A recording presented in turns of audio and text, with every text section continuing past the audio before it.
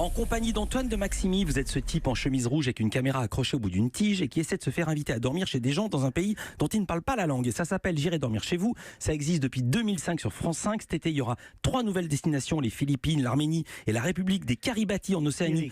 Des Kiribati, pardon, dont j'ai appris l'existence hier, pardonnez-moi. Ce soir, un numéro spécial sur France 5, une sorte de rediffusion, mais pas tout à fait, vous allez nous dire, de l'épisode sur le Malawi qui avait été diffusé en 2016. Que va-t-on voir ce soir ? On va voir en fait les coulisses de ce voyage. On va voir tout ce que j'ai pas pu mettre. En tout cas une grande partie, et avec des vraies rencontres, des moments difficiles, des problèmes techniques aussi que j'ai eus. Vous avez tourné, vous avez dit une 60aine d'épisodes. Pourquoi ce choix du Malawi ? Parce que je pense que celui-là, il est dans le top 5. C'est un des épisodes où il y a tout. C'est-à-dire qu'il y a une séquence extrêmement émouvante. Il y a une séquence où c'est vraiment tendu parce qu'il y a un mec qui veut me casser la gueule. Il y a une séquence drôle parce qu'on m'a passé une moto qui a quand même un certain charme, on va dire. Et puis il y a aussi un côté complètement mystique.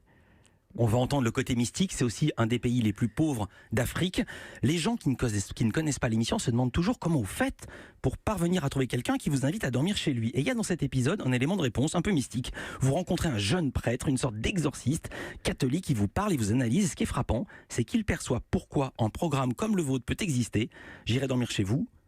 Presque personne pourrait le tenir, sauf vous. Écoutez ce prêtre. Tu es un homme bien. Quand je rencontre quelqu'un, la première chose que me dit Dieu, c'est si cette personne a un esprit maléfique.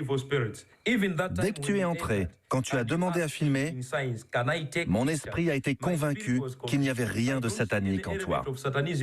Et j'ai pensé, allons-y. Si tu étais sataniste, si tu étais un être maléfique ou malfaisant, tu ne pourrais pas me parler comme ça. Tu te serais déjà trahi et tu aurais été terrassé. Comment expliquez-vous que vous inspiriez la sympathie à ce point ?